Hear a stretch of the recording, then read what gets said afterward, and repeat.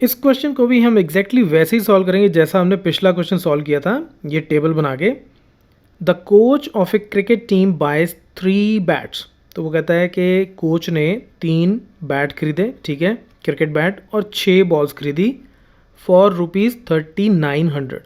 तो 3900 रुपीज़ लग गए 3 बैट और 6 बॉल्स खरीदने में, ठीक है। फिर उसने बोला later she buys another bat and 3 more balls. उसके बाद उसने एक बैट और ख़रीदा, एक सिंगल बैट और ख़रीदा और 3 बॉल्स और परचेज़ की, और ऑफ द सेम काइंड, बिल्कुल वैसे वाले बैट और बॉल्स परचेज़ की फॉर ₹1300। 1300 रुपीज़ के उसने फिर से एक बैट और 3 बॉल्स परचेज़ की। तो जो भी सिचुएशन बनी वो बोलता है कि represent the situation algebraically and geometrically, यानी कि हमने इसकी इक्वेशंस बनानी है और साथ में ज्योमेट्रिकली इसको प्लॉट करके देखना है कि ग्राफ कैसा बनता है। अब देखो, इसमें सबसे पहली ज़रूरी चीज़ पता क्या होती है कि आप ये ढूंढो कि इसमें वेरिएबल्स कौन से होंगे, क्योंकि आपको x चाहिए, y चाहिए, ठीक है। तो पहले वेरिएबल्स क्या होंगे इसके बारे में बात करते हैं। देखो, हमें ये बोला गया है कि 3 बैट अगर परचेज़ करे और 6 बॉल अगर परचेज़ करे तो 3900 रुपीज़ लगते हैं। तो पैसे जो हैं वो 3900 रुपीज़ मैं स्पेंड कर रहा हूँ इनको परचेज़ करने में। तो इसका मतलब कि मुझे ये पता होना चाहिए कि एक बैट कितने का है और एक बॉल कितने की है, ठीक है। अगर मुझे ये पता हो कि एक बैट कितने का है और एक बॉल कितने की है, तभी तो मैं फाइंड आउट कर सकता हूँ ना कि 3 बैट और 6 बॉल्स की टोटल कॉस्ट कितनी है। तो इसका मतलब मुझे ये नहीं पता इसमें अभी फॉर द टाइमिंग, मुझे ये नहीं पता कि बैट की कॉस्ट क्या है और बॉल की कॉस्ट क्या है। तो मैं क्या करता हूँ, मैं एज्यूम कर लेता हूँ लेट कॉस्ट ऑफ 1 बैट, एक बैट की जो कॉस्ट है वो मैं मान लेता हूँ से x रुपीज़, ठीक है, x मान लेता हूँ क्योंकि मुझे पता नहीं है अभी कितनी है। और दूसरी तरफ लेट कॉस्ट ऑफ 1 बॉल, और एक बॉल की कॉस्ट कितनी है उसको मैं मान लेता हूँ से y रुपीज़, क्योंकि मुझे अभी पता नहीं है, ठीक है।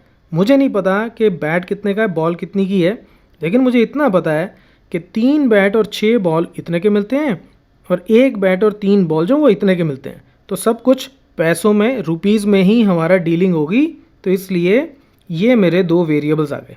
तो इसको अब मैं यहाँ लिख के देखता हूँ।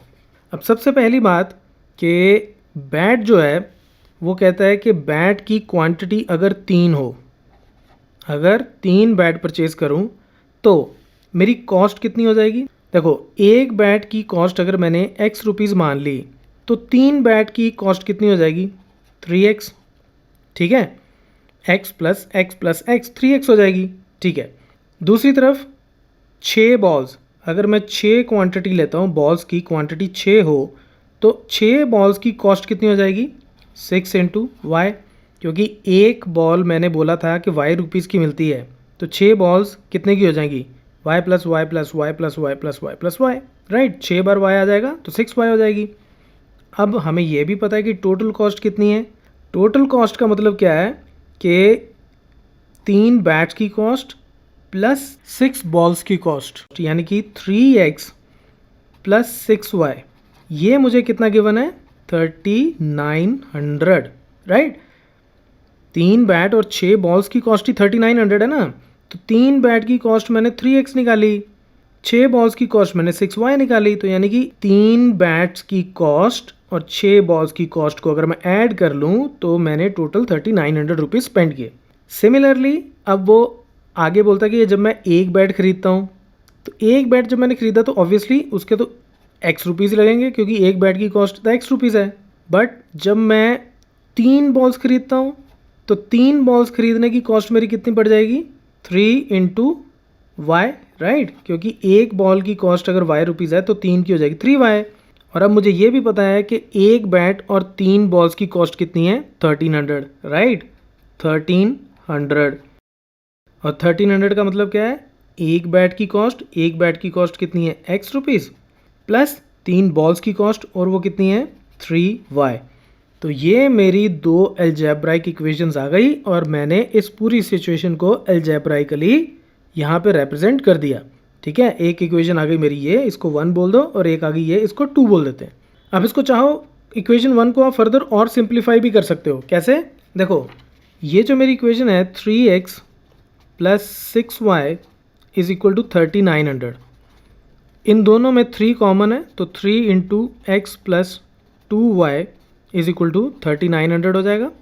तो 3 उधर जाके अगर डिवाइड हो जाए तो x plus 2y is equal to कितना आ जाएगा 1300। तो अब आप चाहे इसको 1 बोल दो, चाहे सॉल्व करने के बाद इसको 1 बोल दो, तो it's one and the same thing, दोनों आंसर्स ठीक है। ओके, तो अब मैं इस इक्वेशन को लेके चल लेता हूँ, एक इसको ले लेता हूँ और एक इसको ले लेता हूँ, x plus 3y is equal to 1300। ये मेरी इक्वेशन नंबर 2 हो गई। अब मुझे ज्योमेट्रिकली जब इनको रिप्रेजेंट करना है तो मुझे इनकी कम से कम 2 सॉल्यूशंस निकालनी पड़ेंगी। रिकमेंडेड 3 है, लेकिन कम से कम 2 निकालनी पड़ेंगी। तो मैं इनकी सॉल्यूशंस निकालता हूँ और फिर उसके हिसाब से मैं ग्राफ ड्रॉ करता हूँ। तो अब सबसे पहले मैं ये इक्वेशन लेता हूँ x plus 2y is equal to 1300 और मुझे इसके कम से कम 2 सॉल्यूशंस निकालने। तो ये x इज इक्वल टू कितना आ जाएगा, मैं x को एक तरफ रख लेता हूँ जैसे मैंने बहुत सारे ट्यूटोरियल्स में बताया। तो ये हो जाएगा 1300 माइनस 2y। ठीक है, x को एक तरफ रख लो, बाकी सब कुछ उधर ले जाओ। उसके बाद इसमें y की कुछ भी वैल्यू पुट करते जाओ, जैसे y को 0 पुट कर दो। ठीक है, put y is equal to 0। तो इसमें y 0 पुट करूँगा तो x कितना आ जाएगा, ये टर्म तो 0 ही हो जाएगी, तो x आ जाएगा 1300। ठीक है, तो यानी कि x की वैल्यू आ गई 1300 और y आ गया मेरा 0। तो ये मेरी एक सोल्यूशन आ गई। दूसरी सोल्यूशन के लिए y को मैं 1 पुट कर देता हूँ। तब y को जब मैं 1 पुट करूँगा तो x मेरा कितना आ जाएगा 1300 minus 2 which is equal to 1298। तो ये हो जाएगा मेरा 1298 और y की वैल्यू हो जाएगी 1। आप चाहे तो y की वैल्यू 100 पुट कर दो, 1000 पुट कर दो, कुछ भी पुट कर दो। तो बेसिकली मतलब ये है कि आपको 2 सॉल्यूशंस चाहिए। ठीक है, तो 2 सॉल्यूशंस मैंने यहाँ पे निकाल ली। ओके, अब सिमिलरली ये मेरे पास दूसरी इक्वेशन है, तो इसके भी मुझे कम से कम 2 सॉल्यूशंस चाहिए। तो इसमें भी मैं क्या करता हूँ, x को इधर रख लेता हूँ, बाकी सब उधर ले जाता हूँ। तो 1300 माइनस 3y हो जाएगा। ठीक है, और इसमें भी पहले मैं y की वैल्यू 0 पुट कर देता हूँ। तो x कितना आ जाएगा 1300 माइनस 0 यानी कि 1300, तो यही आ जाएगा। तो x की वैल्यू 1300 और y कितना है 0। और उसके बाद y को मान लो मैं इस बार मान लो मैं 100 पुट कर देता हूँ। मैं 100 भी पुट कर सकता हूँ, मैं कुछ भी पुट कर सकता हूँ। तो यहाँ से x कितना आ जाएगा 1300 माइनस 3 इंटू 100, राइट। तो इसको सॉल्व करूँगा तो आ जाएगा 1000। तो यानी कि x की वैल्यू 1000 होती है जब y जो है वो कितना होता है 100। तो अब क्या हुआ, ये मेरे पास एक ये लाइन थी, ये लीनियर इक्वेशन है, उसके ये 2 सॉल्यूशंस आ गए, और एक ये लीनियर इक्वेशन है जिसके ये 2 सॉल्यूशंस आ गए। तो इसको मुझे ग्राफ पे प्लॉट करना है। अच्छा चलो मैं एक काम और करता हूँ। देखो ये जो पॉइंट्स हैं 0 और 1300 और 1 और 1298, ये बड़े क्लोज बन जाएंगे। तो इसलिए अगर मैं एक पॉइंट और ले लेता हूँ, मान लो y को इसमें भी मैं 100 पुट कर दूँ तो मेरा x कितना आ जाएगा, इसको जब आप सॉल्व करोगे तो वो आ जाएगा 1100। ठीक है, तो एक वैल्यू आ जाएगी 1100 और y आ जाएगा मेरा 100। ठीक है, तो मैं इन दोनों पॉइंट्स को और इन दोनों पॉइंट्स को लेके ग्राफ प्लॉट करता हूँ। तो अब ये मैंने एक ग्राफ ले लिया एक्स वाई में। ठीक है, एक्स एक्सिस जो है वो 1300 तक जाएगा।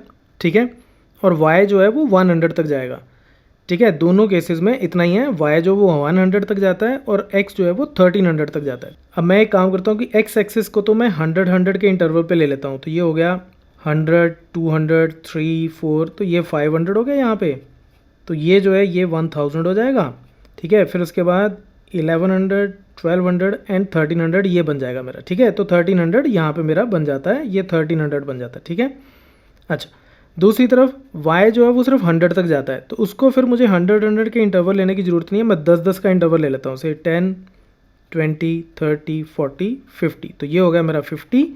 तो ये वाला मेरा पॉइंट हो जाएगा 100। ठीक है, तो ये ज़रूरी नहीं होता है कि इधर आप जितना जितना इंटरवल इधर ले रहे हो उतना ही इधर लो, ये ज़रूरी नहीं होता, आप डाटा के हिसाब से लेते हो। पहला पॉइंट मुझे अब ड्रॉ करना है 1300 और 0। तो x 1300 यानी कि यहाँ पे, और y 0, तो y तो यहीं पे ही 0 है, तो ये मेरा यहीं पे पॉइंट आ गया। अब दूसरा पॉइंट x 1100, तो x 1100 मेरा यहाँ आया, और y 100 का मतलब ये मैं यहाँ तक जाऊँगा तो ये मेरा ये पॉइंट आ जाएगा। ठीक है, तो ये दूसरा पॉइंट आ गया मेरा। अब मैं इन दोनों को ज्वाइन करके लाइन ड्रॉ कर लेता हूँ। मैं आपको बार बार रिकमेंड कर रहा हूँ कि आप 3 पॉइंट्स हमेशा प्लॉट करना, क्योंकि 3 पॉइंट से आपको कन्फर्मेशन मिलती है कि आप जो लाइन ड्रॉ कर रहे हो वो बिल्कुल सही कर रहे हो। अब ये वाला पॉइंट मैंने इसलिए छोड़ दिया था क्योंकि 1 और 1298, तो 1298 तो यहीं कहीं आसपास बहुत बड़े बड़े इंटरवल है, तो वो इसी के ऊपर ओवरलैप कर जाता, तो मैं लाइन कहाँ ड्रॉ करूँगा मुझे पता नहीं चलेगा, तो इसलिए ये पॉइंट मैंने थोड़ा दूर ले लिया। ओके, अब हम बात करते हैं दूसरी इक्वेशन की, दो सॉल्यूशंस की।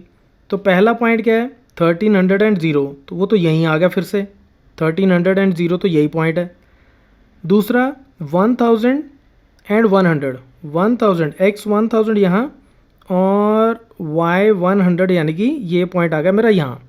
तो अब मैं इस पॉइंट को और इस पॉइंट को ज्वाइन करूँगा, तो ये मैं इन दोनों को ज्वाइन कर देता हूँ। तो अब अगर आप नोटिस करो तो ये दोनों लाइंस जो हैं ये यहाँ पे इंटरसेक्ट कर रही हैं इस पॉइंट पे, यानी कि 1300 और 0, x 1300 और y 0। तो ये जो पॉइंट है ना, ये इन दोनों लाइंस का, ये जो मेरे पास दो इक्वेशंस आई थी, ये इक्वेशन और ये इक्वेशन, इन दोनों की सोल्यूशन भी है। सोल्यूशन का मतलब क्या है कि ये जो पॉइंट है ये इन दोनों को सेटिस्फाई करेगा। कैसे, आप डाल के देख लो, ये जस्ट एक्स्ट्रा मैं आपको बता रहा हूँ, ज़रूरी नहीं होता। 1300 एंड 0, x की वैल्यू 1300 इसमें डालो और y की वैल्यू 0 डालो, तो ये 0 हो जाएगा, इज इक्वल टू 1300। तो यानी कि ये 1300 इज इक्वल टू 1300 आ गया, तो left hand side right hand side के बराबर आ गई।